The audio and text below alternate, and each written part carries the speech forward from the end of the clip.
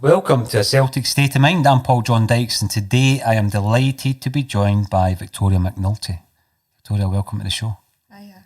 Thank you for having me. It's an absolute pleasure. You're sitting next to a fellow poet in Kevin Graham. These are from the same kind of scene, the spoken word scene. Let's talk a wee bit about that. Hard times at the moment. Yeah, indeed.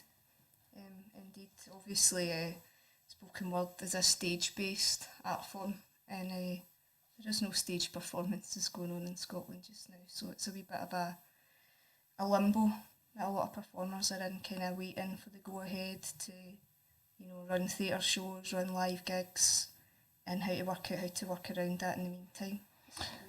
It's bound to be a bit weird. And I mean, when I speak to people who, for example, are comedians or they're in bands, you always talk about the great Scottish heritage of live entertainment, don't you?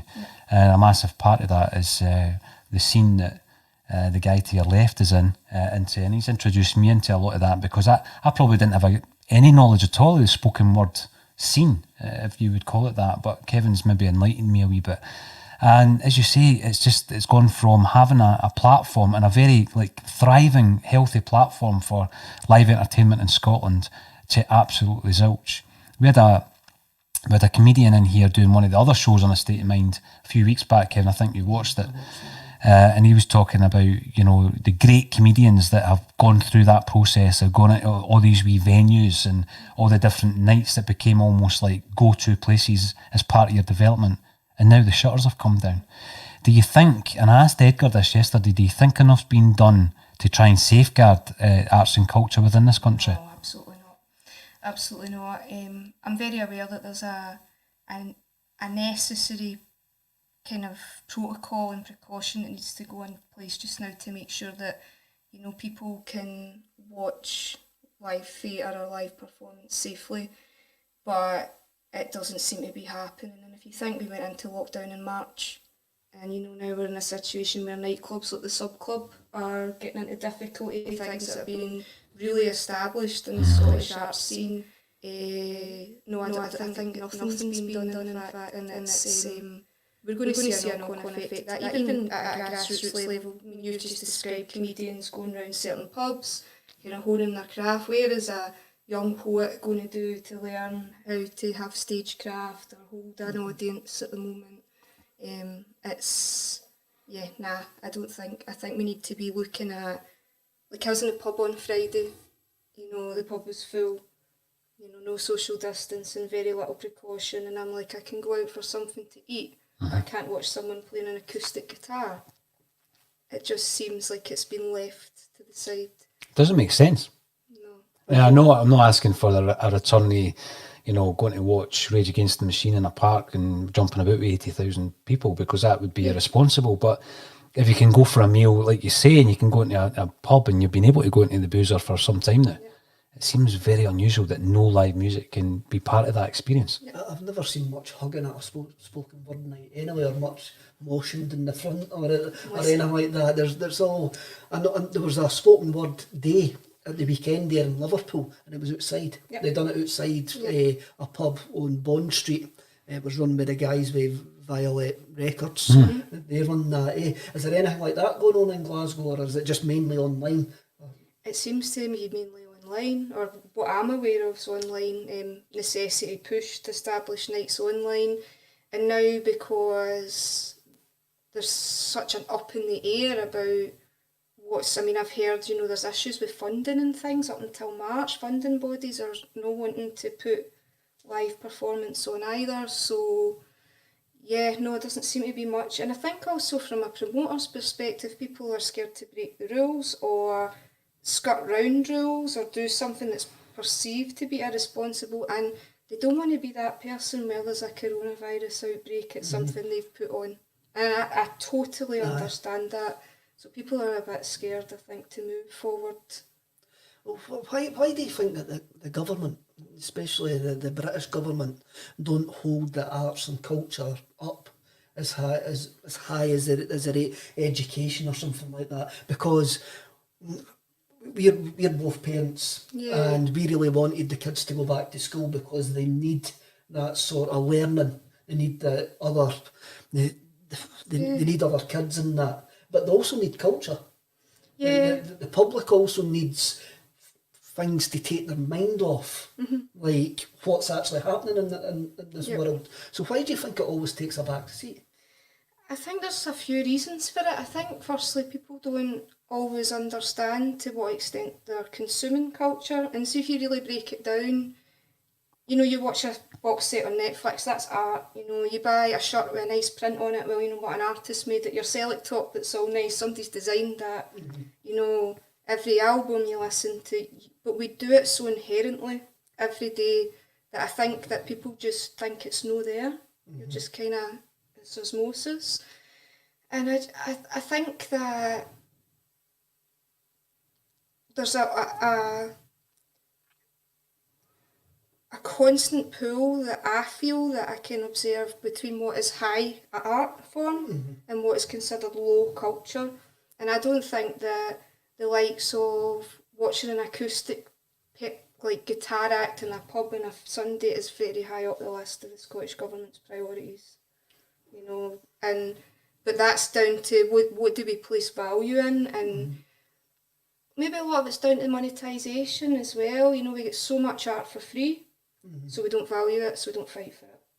That's really interesting, and I think that this lockdown, you mentioned earlier on, there was people doing streams for free. I think that was one of the reasons that we got you in here today, was to speak about the fanzine. And I'm now of the opinion, and I think it's lockdown that's made me bring this opinion, that art like spoken word and that should be performed and should be read, but should be physically read. Yes. I'm no longer a fan of it being put on blogs or websites or Instagram. It has to be, for somebody to get paid for their art, it's got to be in a physical form. Yep. And I say that with music as well. There's some things you hear now on a download, and you go, I want that physically in my hand. And I think that this lockdown's made me appreciate that more than what I did before it. Before it was just more, it was easy. Just to download some, watch something. You made a fantastic video, a horse fight. And check it out on YouTube. It was absolutely brilliant. But that showcased that's something that you want to see online. That's something, you used 2 bits of art there to create something magical, brilliant. Thank you. So I think I do think the physical has to come back out of this.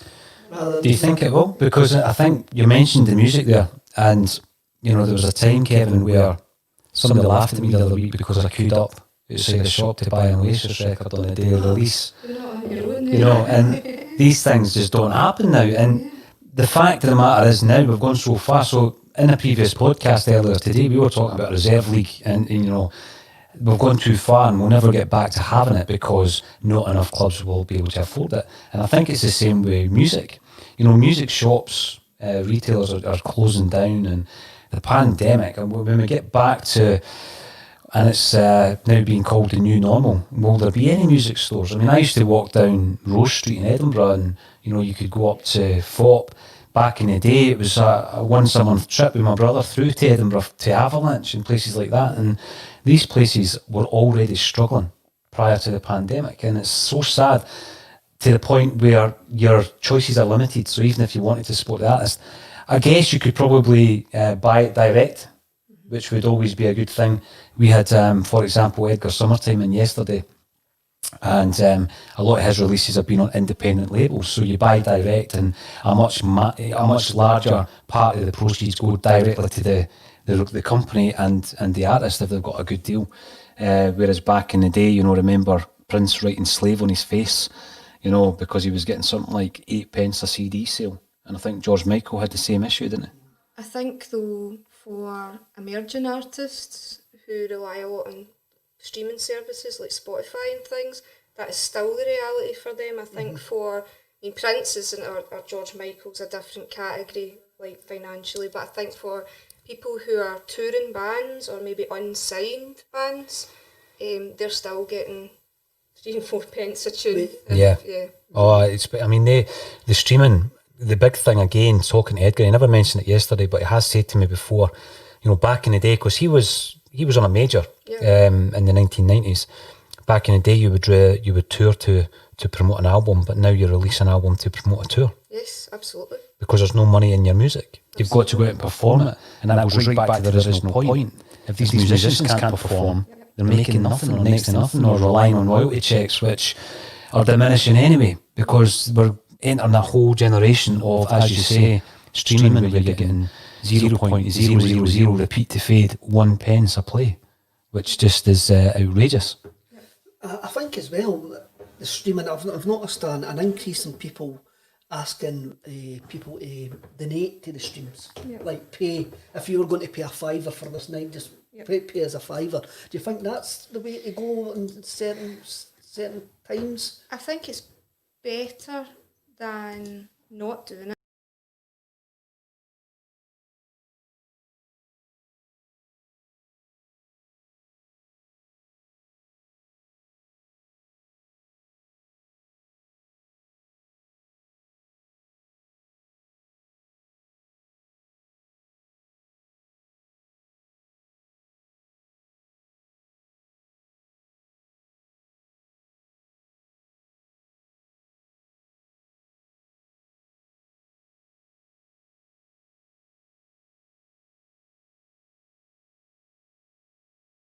Spoiled with choice. Aye, absolutely. And you end up going down your own wee niche, and you just keep on feeding that niche as it goes there. I suppose we need to ask you about the fanzine. How did the fanzine come about? The fanzine came about, during lockdown. I'd noticed this kind of garth and kind of gigs and things like that. I'd also, I've always liked punk as a teenager. It was a big part of kind of punk culture. When I started performing, I was quite heavily platformed by a literary fanzine in Glasgow called The High Flight. Okay. Who, some of the boys who ran The High Flight are now Speculative Books. So that's kind of how that's came through. But Chris McQueer also was performing in those stages, Leila Josephine, Kevin P. Gilday. So people who are now kind of known as writers had a fanzine. My first publication was in a fanzine, that fanzine. And I thought, so it's really important. It's important to have a kind of grassroots outlet. And then when I started to think about it, I thought, there's real barriers to working class writers being published. There's real barriers to visual artists who are making political art, all of these things. And I thought, I just want to make something that will showcase some of that, even if it's just for a small audience. I never thought big. I just thought, just to get something out during lockdown. My friend Jo got involved in issue 1, and there was a music influence to it. And I'm happy just to kind of let it evolve as need be. But it was just to go back to what you were saying, to get some people like to have something in their hand. I've been surprised at the amount of folk that have said, send me a copy, because they want to just read a pamphlet, and to look at it. I think that it's more personal, holding it than reading it on a screen. We spend our time so much in front of screens now. It's great to just have a step back and actually sit and read something physical, rather than just watch. Right? I mean, even though you're reading it on the screen, it still feels like you're watching it. I think you're maybe not taking part. No, you're right. You're right, because you're using the same device, aren't you? I think when it comes to reading, I don't do a hell of a lot of reading online. I read physical. When it comes to music, I thought about this the other day. I'm now digital, completely digital, Kevin. I don't buy physical music at all. I did when I was in Edinburgh working, because it was accessible. Walking from my work to the bus station, I could pop into 1 or 2 record shops and buy it, and I did buy it back then.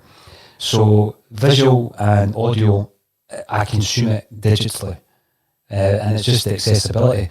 But I still have that relationship with the written word, where I want to buy, purchase and consume it a different way, which is part of the process, enjoying a good book that you never lose. So out of the three, and tell me if there's any other kind of elements of things that have been digitised in that respect, I definitely access my music and my film or TV digitally, but when it comes to literature, I prefer to have it in my hands. I'm the same with you. Music, the majority, all my music is now digital, mainly because I haven't got anything to play it on. And once my 2-year-old gets old enough to actually realise that he can't go near a record player, that is going to change. that is going to change. And He's well behaved, Kevin. He was in here, chapping on the window, looking for his dad, wearing the lime green Celtic away strip, which was lovely. So I know that I'm going to go back to that. I've already told my wife that I'm going to go back to that. But at the moment, I'm fully digital. For somebody like myself, seeing my poem in print is far better than me posting it myself on a website. For me, sending it to you and you deeming it, and you and Joe deeming it good enough to go into a fanzine is, for me, far better than me just posting it on Twitter or something like that, or on one website. And I know people have got to self-publish, but for me, it gives it a bit more of a value. No, I think that from a practical point of view, as a writer, absolutely. I mean, you can self-publish if you like, but if you want to put a CV in to get like an internship or to apply for funding or any of these practical things that writers have to do, then they want to know where you've been published. And I'm not saying that getting published in a fanzine is going to win Creative Scotland over, but it's maybe a small, that process, as you say, sending it in and having people like it, it's a confidence boost for you then maybe to send it somewhere else next time. I know what you're saying there. I mean, this is no about me, but you've published that. The first poem I ever wrote, Jim McIntosh published it in Mind the Time. That's where I discovered that's the first time I ever read your work was in Mind the Time. And I'm looking at it, I'm going, there's two established poets, Jim and yourself, have deemed my work good enough to actually get published. And that gives me a bit of confidence, and I'm sure there's a lot of writers in your fanzine just now who are maybe first time published. A couple of times published, they'll be going, wow, that gives me the confidence to do it again. And that's what it's about. And it's also kind of showcase, you know, this is what people have sent, this is what's out there. If you look, because there's always people who look, I mean, you guys will know you're really into music, you'll look for obscure music. You know, people are the same with literature. If people read and deliberately try to find cool stuff, and I suppose it's back to that. That's what fanzine is, isn't it? When we talk about fanzine, it's a proper kind of punk movement, isn't it? Yeah. And then when you look at the terraces, 1980s, I guess, and I know that there were earlier programmes, fanzines, Kevin, prior to that, but it became part of the football supporting culture in the 1980s, the fanzine culture. And it's something that Kevin and I have spoken to quite a lot of Celtic supporters about. So if we go back, I think we've always been pretty well served in the world of Celtic. If it was maybe 20 or 30 years ago and Kevin and I came up with an idea, it would have been a fanzine before it would have been a podcast, a Celtic State of Mind, But then I'd probably looked at what was happening about Celtic and might have thought better of that because we were so well served in the world of fanzines. Was there any Celtic fanzines that piqued your interest back in the day? Maybe often not the Celtic View. Like that was kind of Pravda around, but see, to be honest, I hate to say this, I think I'm maybe too young to remember fanzines being really heavily. You don't have to hate to say that, you should be saying that with pride. Kevin and I, we can remember it like it was yesterday, but that's because we're old. But I loved Not the View, and I always name drop Not the View. That for me was the go-to Celtic fanzine. Yeah. And it's still going strong, which again, I love the fact that it's going strong. And it's still got that 1980s look about it. They've never bothered to change it. I love when you go into a newsagent's and it's there beside the digger and you're just like, I'm going to buy them both. It's because, like you say, it looks like it's just been... It was an education back in the day because it wasn't, I would consume anything that had Celtic in it. When I was a kid, and it was Shoot, Match, Roy the Rovers, the Celtic View, but I always subscribed to Not the View as well. And it was a bit grittier, funny, a bit risque compared to the kids' magazines that I was reading at the time. Because I was a kid, I wasn't like 18 at the time, But you're reading about the boardroom issues, Celtic should be going public. 1987, Celtic fans were writing about Celtic becoming a PLC. and it didn't happen for another 7 years. Yep. But they had the foresight, and that movement happened on the street level. And it never happened because of the fanzine, but the fanzines were a great vehicle for people getting that word out. And it created a revolution in the stands, at Celtic Park, which inevitably ended up and culminating in Fergus McCann's takeover. The fanzine movement was powerful, in football. And it's great that they're still able to survive, Kevin. I know you read them on a digital level, don't you? Fanzines to this day. I'm keened out with the scene when it comes to fanzines. So how healthy is the scene now, football-wise? I think there's a healthier scene now with quarterly publications, Mm-hmm. like in-depth, long-form writing. Yep. And I think there's a market out there, like you've got Nutmeg, Mondial before they've now actually went fully digital. The View fanzine as well. But it's interesting that Victoria says that they're like Chris McQueer, yourself, Kevin P. Goldie, all got the first break via an arts fanzine in Glasgow. Yeah. And these guys have went on to have speculative books Yep. as well. So I think there's maybe not a big, but it's like the vinyl revival, ain't it? I think there's people now going back to want to read magazines and have the physical thing. And the fanzine culture is still, it has to change, because everything, you can get your news and that all up to date instant now. So if you've got a monthly publication, you've got to make it worthwhile reading. Mm-hmm. And it can't just be topical, because it could be out of date by the time it goes out. So this is where I think the long form storytelling, in-depth stuff's coming in, because people want to read that. They can get their fix of in-depth on the new news on their phone. Absolutely. But they or want via the else. Axon Bulletin, Or Kevin. via the Axon Bulletin. Yes. Like, There's a zine library in Glasgow, the Glasgow Zine Library, if anybody's interested in looking more into that stuff, is a fantastic resource. It runs workshops and things like that for people making them. But the zines that seem to be going around are slightly maybe different from what you and I would consider a fanzine. They're maybe more visual based, or they're more personal. There's a lot of really great queer literature and things coming through the stuff that wouldn't necessarily get published elsewhere, and it's given a voice to a specific subculture, just like punk. aye. So it is still happening, and people still like to make them, and people make them in old printers and things, and the Pritt stick the way they used to. I can't be doing that. I'm good enough to do any of that. But I think there's still a place for the thing that you fold out of your pocket and it's like a big poster of hand-drawn stuff. But yeah, I think it bridges that gap, doesn't it, between the quarterlies you're talking about and... Me and Paul have spoken about that quite a bit when we were speaking where we wanted the Celtic State of Mind to go. And publishing either a magazine or a book has always been part of it, because we share that same sort of mindset, Paulie.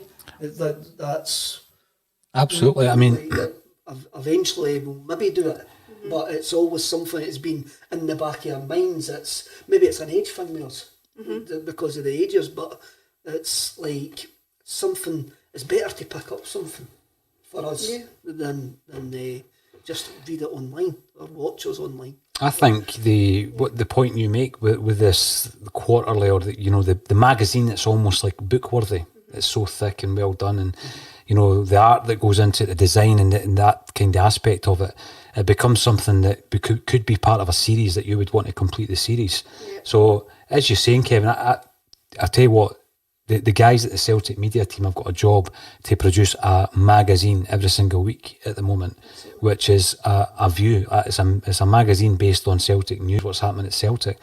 So there's got to be a view of looking at how you can do it differently. Be that in-depth interviews, in-depth articles, which are almost investigative in their style. Celtic fans will still want to read that. I would always still want to read an interview with Bobby Gillespie, Richard Ashcroft, James Allen, Manny about Celtic. I definitely would, or any movie maker, and if it's written well enough and in depth enough, then you would still buy and invest in that. I think it's difficult. It's going to be difficult for the club eventually to keep the Celtic View running, And I've asked, obviously, they've got to give the answer that it will continue. It's the oldest club magazine in the world.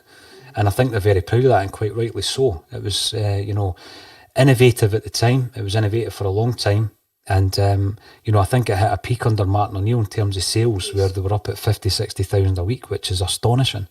But it'll be nowhere near that now. There's probably less than a tenth of that now buy it on a weekly basis. Because you can get it at your fingertips. And I think what's nice, going back to what you were talking about, like Celtic Fanzines and stuff, a fanzine is a political publication. Even in the 80s, when people were talking about the Celtic board, that's a political act. You're attacking the structure of the team you support. And that's why that's better than online, because you can publish something in a bit of paper much easier. You put it on Twitter, then it's out there. There's a bit of power in that. And the Celtic View, as much as it's well read and stuff, it's not that. It serves a different purpose than people collectively getting together and airing grievances or concerns about a specific structure or community. Now, you mentioned political there. Obviously your fanzine is called We Only Want the Earth, which is a quote by James Connolly. Yeah. So tell us about how did that come about? I just have always liked that quote. I admire James Connolly as a trade unionist and as a socialist.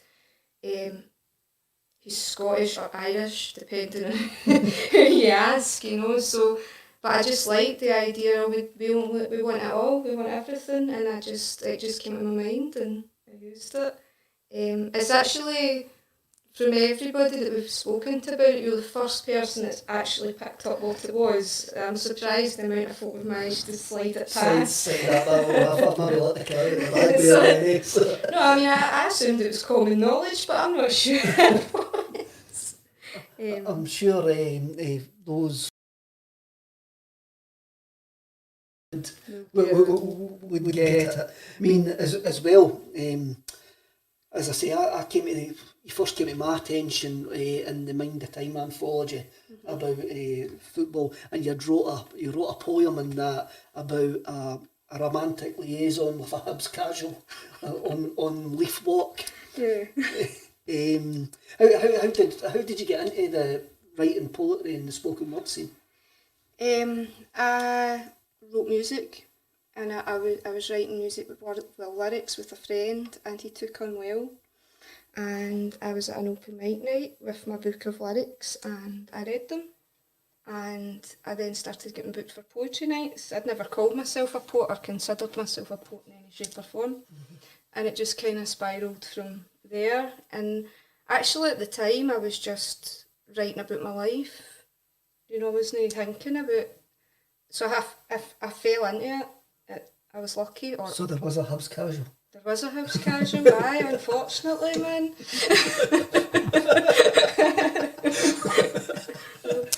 James Connolly and Hibs casuals, it's all very... it's all going a bit Easter Road here, eh? So back to Glasgow, right, okay. So you started going to the open night mics and that, yeah. And how was it just lyrics then? You started writing. He says that you started writing about your life. Did you feel that the open night mics suited you, or did you feel that you were different, or that you were accepted? Because obviously you're from the East End of Glasgow, yeah. So some of these spoken word nights can sometimes be seen as not working class, and maybe that's just a perception that people have got. I mean, it's maybe a perception that I've got, because I probably wouldn't have sent my poem in, not knowing it was you that was going to read it. Yeah, and I think that I feel like that about things as well. There's certain people that I like to kind of gig with or work with, because I know that they just get me. Like, there's no kind of social divide between these.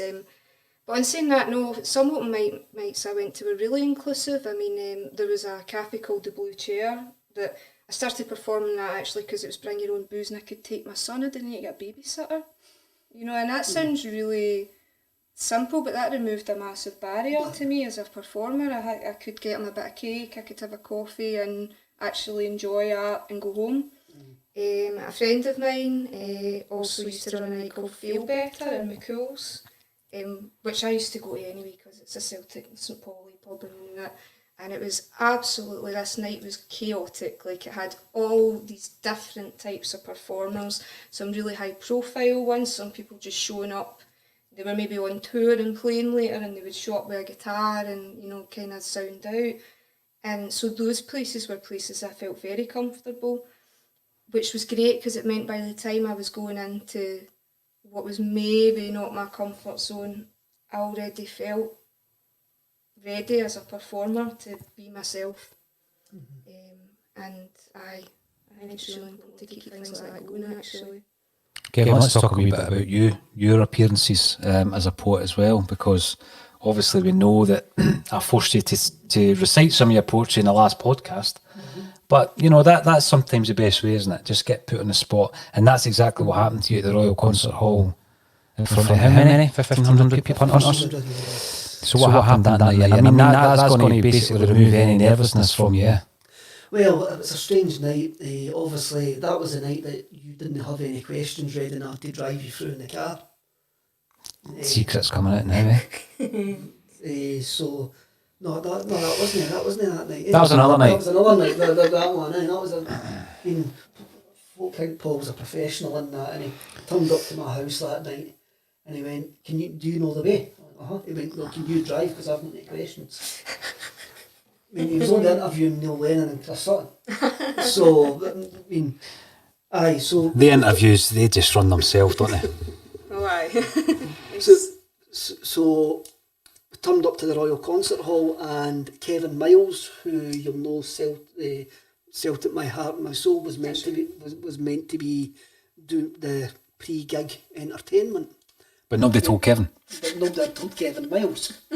And there was a bit of a mix-up, and before I knew it, I had to get some stuff up on my phone, write it down, and I was going up onto the stage in front of 1,500 people to recite poetry when they were expecting Kevin Miles to come on and give them Hail Hail the Celts, a big sing-song in that. It went down well. Most of my gigs have been like that, my first ever gig. But what was even stranger about that night was when I was standing behind the stage waiting to go on, I was with Jim Craig.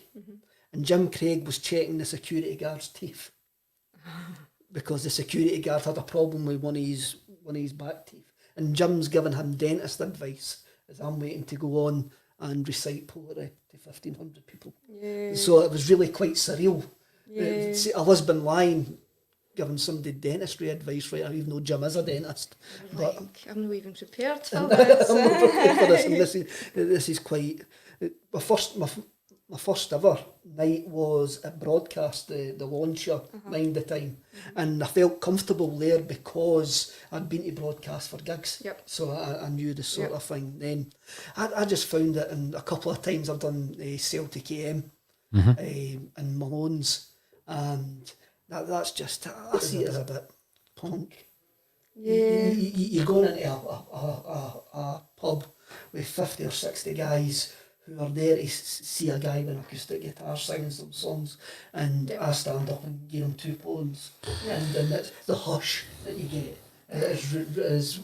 I get a buzz for that. You should. It's really good. You should get a buzz. I mean, I think in the past, Kevin, you and I have spoken about that, how kind of risky it might have been to walk into a busy boozer on a Saturday afternoon, but, you know, through thinking about that a wee bit more and analysing that, we're in among Celtic fans, so we probably shouldn't have had any concerns whatsoever that type of thing would be accepted, because I always think back to Celtic supporting families, for example, like my own, and it was all about art. It was all about singing and expressing yourself, and being a Celtic fan has always been about that. So maybe in a normal scenario, being in a boozer on match day would be daunting, but when you're among Celtic fans, I think we probably should have expected a good reception, and that's exactly what you got. Maybe Victoria will maybe disagree with me or agree with me here, but I just see poems as short stories anyway. Yeah. And the Irish are a nation of storytellers. Absolutely. So absolutely, it's not an unheard of thing to, you know, have a family member that can recite something from start to finish, or sing a song really well, or play the tin whistle. So you standing up doing a poem, about Celtic in a Celtic pub. It takes guts, but at the same time, people are already primed for it. They're with you anyway, Yeah. because they like what you're doing and they already understand the spoken word. They maybe don't see it that way, but they do. Is that a bit different with you in the there's the spoken word nights? Because obviously you talk about East End life, you talk about sectarianism, you talk about stuff like that. So that sort of subject matter doesn't really come up in the spoken word scene. I think people can still recognise that it's your truth, even although they maybe don't know exactly what you're talking about. They know where you're coming from. But you'd be surprised, actually, the amount of times you perform and people come up to you at the end and say, oh, I'm for there, or I know what you're talking about. I mean, you mentioned that poem about the Hibs casual. I remember performing that in Deep in the West End of Glasgow, and I went outside for a cigarette and this guy followed me out and showed me his Hibs season card. He's like, oh yes, and I thought, oh God, put that poem in the bin for a while. I'm like, I don't support them. So no, there's people, they get it. They do get a good story, as you say. But I've never performed in Malone's or something. I would love to perform at a Celtic pub or a Celtic function. But nobody's ever asked me. Really? Aye. I'm surprised at that. I really am. And I think that once we get back to a stage where we can do it, then it's definitely going to happen, isn't it? I don't know. It would. I'm just throwing it out there. Definitely will We'll happen. sort it out. Definitely. There's loads of gigs that are kind of Here we go. on hold. A Celtic state of mind pre-match poetry somewhere in a pub before a game. Why not? Right, we've had a few poets on here. We've had Kevin P. Gilday. We've had Aaron Boyle. The Boyle's been on as We've well. also had Jim Leishman last week, but it wasn't a Celtic state of mind, but he came and joined us in the studio and recited a poem about a coup. All right. So that was interesting. I think it was a 3-line poem. Kevin, did you hear it? The cow in the slaughterhouse. Aye, I did, aye. So yes, we do have a wealth of talent in that respect. As I said before, I've never written a poem in my life that I can remember. But you never know, I might write one of these days. If I ever get my pen and paper back out, I might do that at some point. I mentioned Kevin P. Gilday, talented young man, isn't he? Aye. Kevin's probably one of my favourite kind of poets in Glasgow.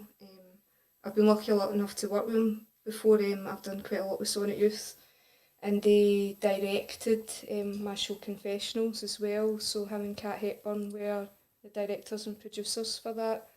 And he's just balls out, to be honest, isn't he? He just kind of just does it. He's one of the mad artists that he wrote a play for like an interactive spoken word show for the Fringe last year, and I'm like, I would never trust an audience to give me. I'd be terrified. And I've got a lot of admiration for that. He's a proper, his band, Kevin P. Gilday and the Glasgow Cross, excellent. Sonnet Youth, everything. It's such high quality nights they put on as well. Like, and I think that anybody could watch and enjoy them, even although you might not think you like poetry or you don't recognise any name in the lineup. There's always something, and that's just a pure passion thing, I think, to kind of get that art form out there. You see the mixture that they've got on their nights, Yeah. and there's maybe not everything on it will be for you. But I went to the first one that they had in Stirling, and there was a guy there who was an illustrator, and he was talking over his own cartoons in the back while somebody was playing drone guitar. Oh, wow. And it was completely like, I was like, wow, I would never. If somebody would have said, you're coming to watch that, I would have, no, I'm not. When I was there, I was like, that's really quite interesting. You mentioned Confessionals. So it says that you're a poet and that, but that was a stage show. That was a one-woman stage show. Yeah, it was a spoken word show. Confessionals was published as basically a 20-page poem about the Gallagate. It was broken into 4 sections, but it had been the shell of a spoken word show for a feminist festival in Glasgow, and then published, and then Sonnet Youth produced it. And it was me and my friend Abby Normal, who is a Glaswegian folk musician. She kind of played the role of the the busker in the pub, like the acoustic act in the kind of Celtic pub, and we turned the stage into an Irish bar and just acted out every character in the poem to the poetry and her tunes.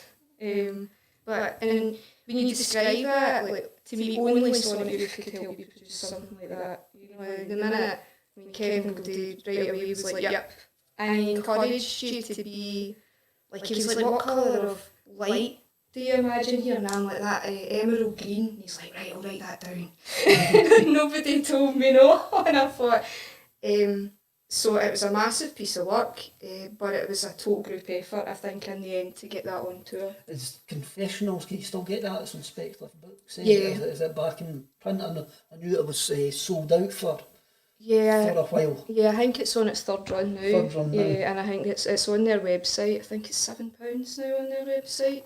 So it's basically about a night out in a pub in the East End. Well, not a night out, but what happens?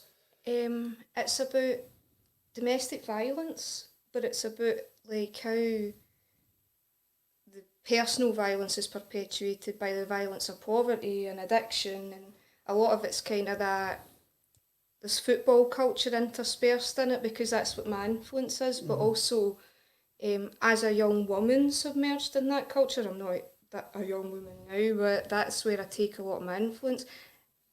In a lot of ways it was misogynist and it was rough and it was quite, like, jarring at times, and I wanted to write about that. I wanted to write, you know, these are the characters that you encounter and these are the kind of things that this is how it feels like to stand.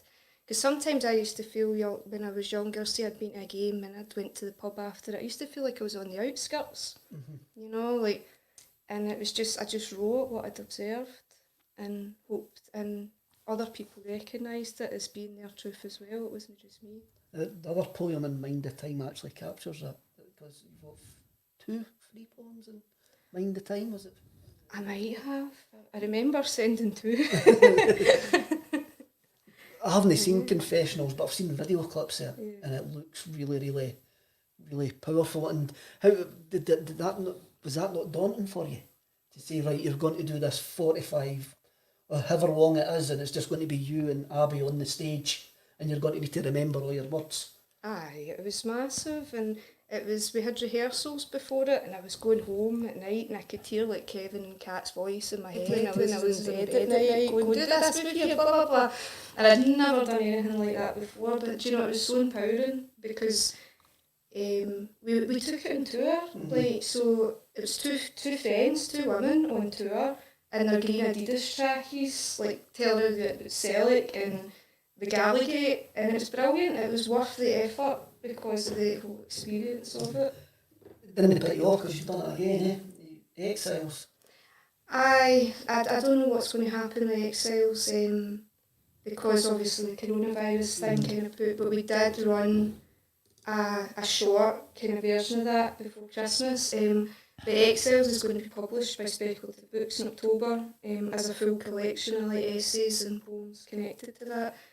I would love to turn it into a show somehow, but I don't know how I would do it just now. What's the themes in Exiles? It's exactly what it says in the title, or? It's kind of made up of, like, poetry and essays, and the poetry tells the story of a couple who kind of become involved in the Iraq War, or the kind of post-Iraq War, one of them signs up for the army, and it kind of plays out. But the essays are about Glasgow, they're about the gentrification of Glasgow and, like, Glasgow becoming this new alien city. Because I felt very quickly after the Commonwealth Games, I thought, I don't recognise this place anymore, I don't belong here anymore. And that's where the name came from, for an exile in my own city. That's us being Celtic fans as well. You notice the change round about Celtic Park. And when I went in the 1980s, it's a completely different place now. And you'll remember that time, Paul, we had the guys up for the Anfield Rap. Now, have you ever been to Anfield? Anfield's still got all the terraced houses round about it. Right. And it's still... I was there Saturday. I was at Anfield on Saturday. I thought Edgar was a Everton fan. Aye, but I drove to Anfield and then phoned them to say where they live. It was just a nice place to go, and just round the corner actually is where he was, so I was down there. And the guys for the Anfield Wrap couldn't believe the amount of space that was round about Celtic Park. And I says to them, well, never used to be like this. A railway bridge down there, there used to be tenements or round about here, and it's just funny how things have changed and how Glasgow's decided to change the East End, especially with the Commonwealth Games. You've mentioned Celtic, so question we always ask. It's great to do a Celtic State of Mind interview again, Paul. I probably haven't done one since December.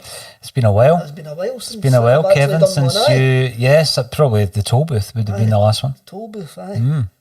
So what was your Celtic team growing up then? Or the first Celtic team that you fell in love with? A big think about this, and I think it's probably really controversial to say it, I'm sure it'll be poo-hooed, but that came around about 2006 era Celtic squad with kind of Petrov and Lennon, Boric, that kind of thing.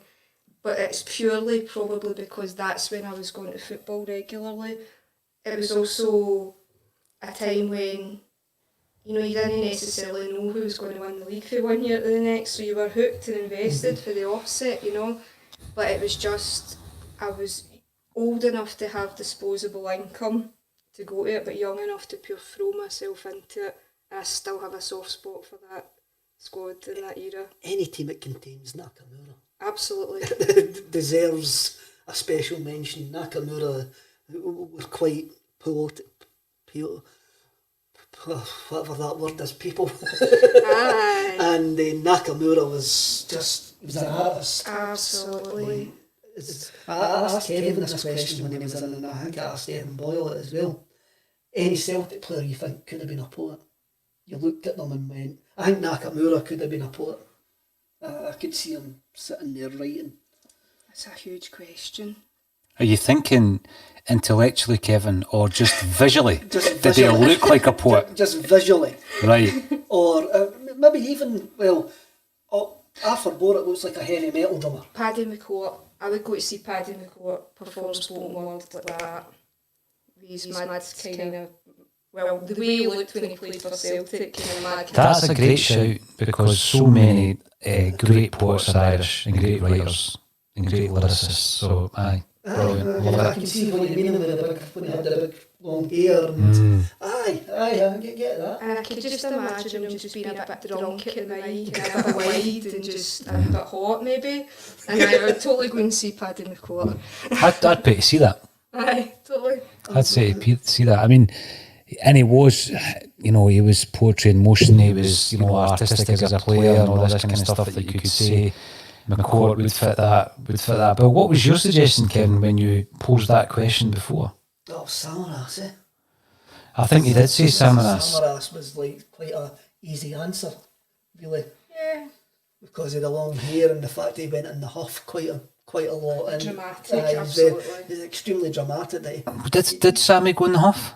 He just had that unfortunate knacky looking like he was always in the huff. As soon as he put that snood on, you knew that was it. Game over. He wasn't going to play until spring came about again. That's right. Samaras, right? So he probably had the kind of the mystique and the look of a poet, didn't he? I'm not sure who else. I'm thinking Cantona, right? Because obviously he told a very he was quite poetic, didn't he? And he recited a wee line of poetry that will go down in the history books, football culture. I'm pretty sure. I don't think, have we had somebody like that playing for Celtic? Because I mean, a genius, but also a cult. A genius who didn't do what was expected. I don't know if a genius, but I do think Arthur Boric was a cult figure. A fan favourite. He felt like a genius at the time, and then it seemed to go very wrong at times as well. But it should do that with all geniuses. There should be a line that they can either fall off. Zidane, perfect example. Always got that bit of mentalness in them. I'm trying to think, who else I think further back, actually. I'm trying to think of... My unconscious bias is putting me to the French players. I'm trying to think of the French players who would maybe be... Stephen Mahe, there you go. There's your poet right there. Yep, just imagine it, Kevin. Stephen Mahe, He could be a poet, he could be a painter. Enrico All of the Annoni, above. I want to say I could Enrico picture him Annoni doing- drives big motorbikes and he's a Hell's Angel. He's not a poet. That's a good point. I want to withdraw Arthur Boric now for that mix. Now you've said that. When we spoke to Kevin McDermott, I said I could see Arthur Boric as a death metal drummer in a death metal band, and just battering the living daylights out of a set of drums. He'd be a roadie that would also like double up as a bodyguard, I think. Right. Arthur Boric. Now, Victoria, it's been an absolute pleasure for you to come along, and I threw Kevin under the bus before to recite some of his poetry. I believe you want to recite some poetry yourself. Yeah, I would like to recite a poem by Stephen Watt that is in our fanzine, just because I think it fits the theme, and I just love it. I love Stephen Watt. He's a great kind of poet, but he writes a lot of really good football poetry as well. He was Dumbarton's poet in residency. and things. So I wanted to read it, and it's called Frisk. Here we go, the yellow day-glow heroes of the stadium. They form a lemon obstruction between us and hedonism. Green glass inside black cotton, the quarter bottle resting against my left shin. It forms a padded square covering that any amateur could detect. And yet, this pat-down, rub-down, tender examination neglects to root out the reason for my effervescent eyes, weaving wonder, hiccuping expression. He seems to be enjoying this. My piss kisser is a red flag, scumbags, odds stacked against me being permitted access. I'm the equivalent of a backpack jihadi maniac. But then he steps back, and it becomes bliss. Olympic white floodlights the stadium, a quilt and tartan tarmac, and when one hand grabs my right leg. What's this? He quizzes, and my spirit vanishes. The master plan sags when today's frisker exposes my overlooked ankle tag. Well done. Brilliant, that's great, Stephen. Listen, thanks to everybody who has tuned in to watch us on A Celtic State of Mind. Kevin Graham has made a welcome return to the show that made A Celtic State of Mind a name for itself back in the day, where we would bring someone along from the world of the arts and speak to them about their love of Celtic. So it's been an absolute pleasure to have you on the show, Victoria, and stay in touch. No worries, thank you very much.